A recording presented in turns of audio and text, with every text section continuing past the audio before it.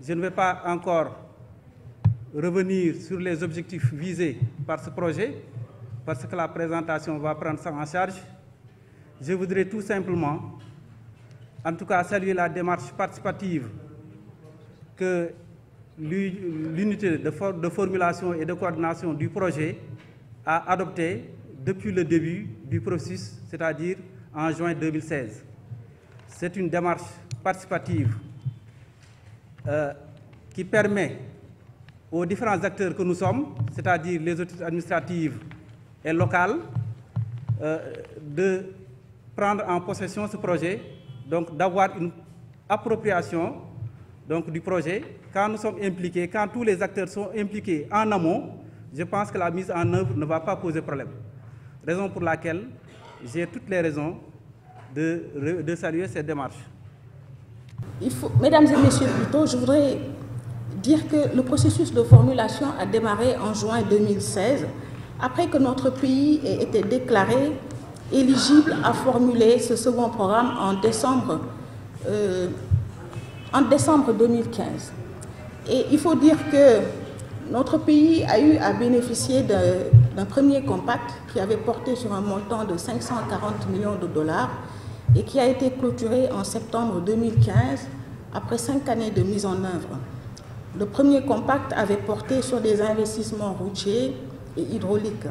Et pour la formulation de ce second programme, le gouvernement du Sénégal a mis en place l'unité de formulation et de coordination du MCA en février 2016 et qui travaille en étroite collaboration avec le Millennium Challenge Corporation qui représente le gouvernement américain.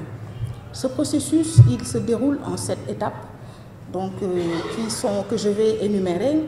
Il y a d'abord l'analyse des contraintes majeures à la croissance, l'analyse des causes profondes qui est la deuxième étape, la définition des projets, l'évaluation des projets qui est la quatrième étape, la phase de négociation, la phase d'approbation du compact et enfin la phase de signature du compact.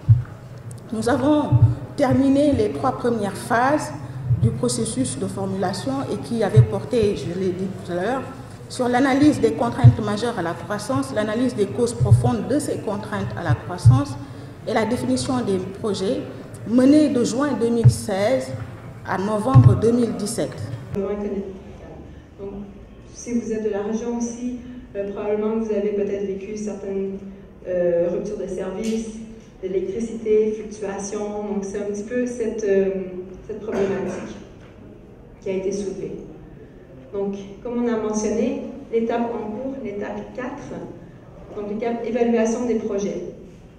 Donc, comment cette évaluation va s'effectuer?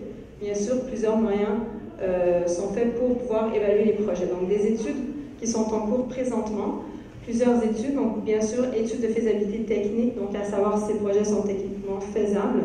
Donc, plusieurs analyses sont faites à cet effet. Ensuite, études économiques et financières pour voir les coûts de chaque projet proposé. Études genre et inclusion sociale, que je vais garder pour expliquer un petit peu plus tard. Cadre de politique de réinstallation, même chose, je vais l'expliquer en détail. Et études d'impact environnemental et social préliminaire. Donc, ces 3 derniers, qu'on voit ici avec les points rouges, sont très importants et j'aimerais apporter votre attention à ces 3-là. Pourquoi? Parce que c'est ceux-ci qui prennent le respect de l'environnement et l'attention accordée à l'humain. C'est pour ça qu'on est là aussi aujourd'hui, dans cette démarche environnementale et sociale. C'est très important que les projets prennent en considération également ces composantes. Donc on les regarde un petit peu plus en détail. Qu'est-ce que l'étude genre et inclusion sociale? En quoi ça consiste?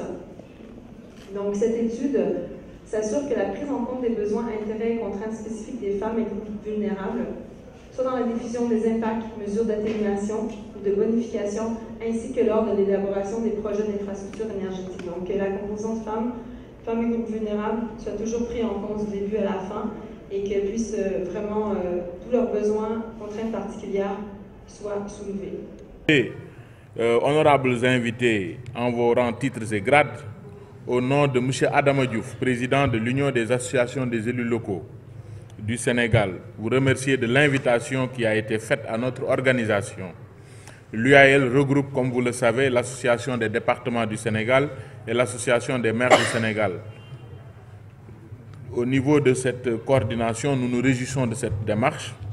Vous l'avez mentionné dans les termes de référence, le processus de formulation mené de façon inclusive à travers une large consultation des acteurs publics, privés et de la société civile a permis d'identifier un certain nombre de priorités. En outre, la contrainte majeure à l'investissement portant sur le coût élevé de l'énergie et le faible accès à l'électricité en milieu rural et périurbain, nous vous remercions d'avoir relevé la faiblesse de nos moyens à travers des budgets dont les prévisions sont difficilement réalisables. Nous saluons votre démarche dans l'identification des projets que vous avez menée fort heureusement en concertation avec l'ensemble des parties prenantes et suivant 4 composantes, dont celle relative à l'amélioration à l'accès de l'électricité en milieu rural et périurbain, constitue, à ne pas en douter, la préoccupation majeure de presque toutes les communes du Sénégal. Alors, il faut dire que ce projet fait partie d'un portefeuille de projets que nous souhaitons soumettre au financement de MCC et qui entre dans le cadre de la composante 3 du compact. Donc, c'est la modernisation et le renforcement du réseau de transport et de distribution. Et c'est un projet en fait qui règle le problème de la fourniture de l'électricité dans la région de Dakar par le transport et non par la production. Parce que comme vous le savez, il y a beaucoup de contraintes environnementales et sociales à Dakar. Il y a des problèmes d'emprise et des problèmes qui font qu'aujourd'hui nous avons opté pour régler le problème par le transport avec le développement du réseau haute tension dans la région de Dakar avec plusieurs variantes qui sont en train d'être considérées, qui ne sont pas encore en tout cas définitives.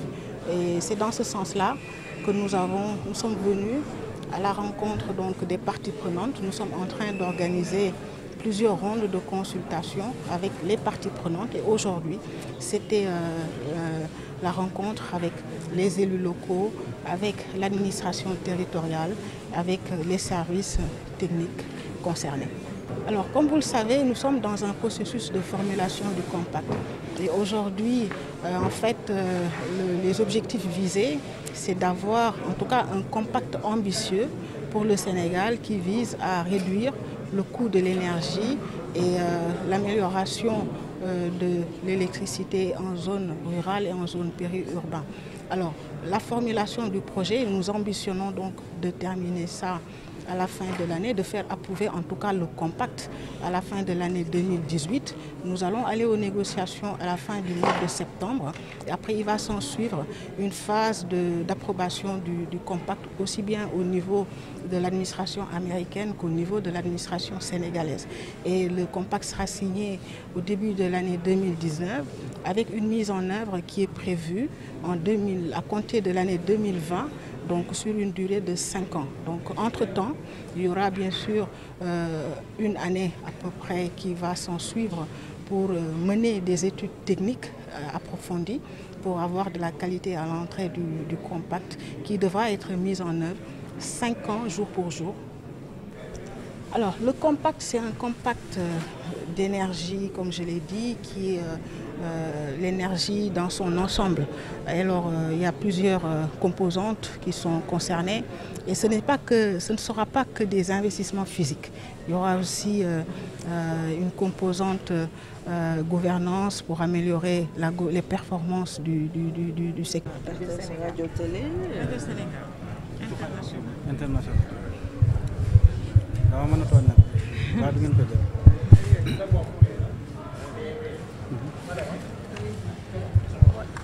Présenter, gouverneur, merci. Oui, c'est Modou Ndiaye, adjoint au gouverneur chargé du développement.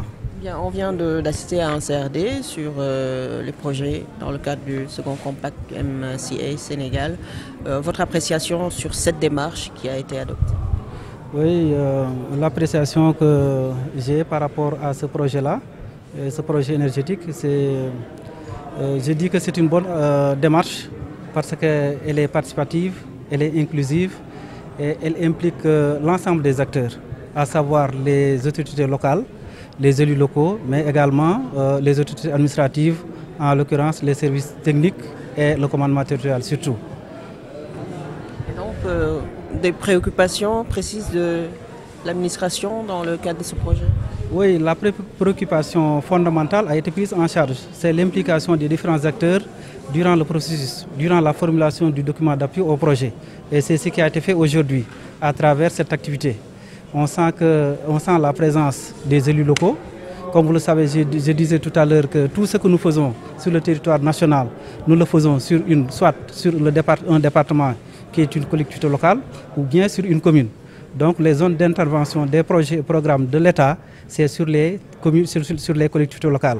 Donc si vous avez la présence de ces acteurs-là, c'est-à-dire les élus locaux, ce n'est que, en tout cas, gage de réussite pour le projet pour lequel nous sommes là aujourd'hui. Les commandements territoriaux également, comme vous le savez, nous constituons un service d'appui, de soutien aux acteurs.